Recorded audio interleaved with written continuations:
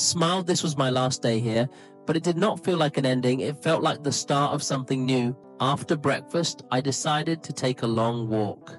The streets were lively, filled with people going about their day. I passed small shops, colorful houses, and children playing by the roadside.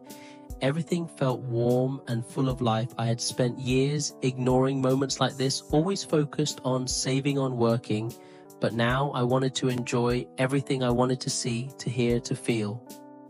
I reached the beach and sat down on 1824. The sand, the waves moved back and forth, endless and calm.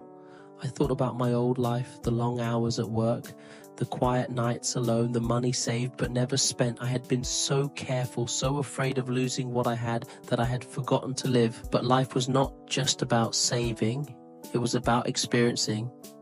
And I was ready to experience more. Later that day, I met a man who owned a small boat. He offered to take me to a nearby island. I hesitated for a moment before this trip.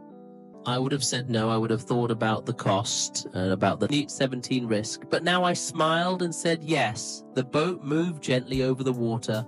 The wind touched my face. I closed my eyes and felt it all. It was simple, but it was beautiful on the island. I walked alone for a while. The sand was white and the trees were tall and green. I picked up a small rock, smooth and round. I held it in my hand and thought about everything that had happened, the accident, the hospital, the decision to change. I had been given a second chance, and I was not going to waste it. As the sun began to set, I returned to 2007 town. I stopped at a small cafe and ordered a cup of tea. The owner, an old woman, smiled at me. "First time here?" she asked. I nodded. "Yes," I said, "but not the last." She laughed and poured my tea. "Good," she said. "Life is too short to stay in one place." I smiled. I understood that. Now, that night, I sat by the ocean one last time. The stars above were bright. The waves were soft. I thought about the future. I had spent years saving for a life I never lived. But now I knew what I wanted.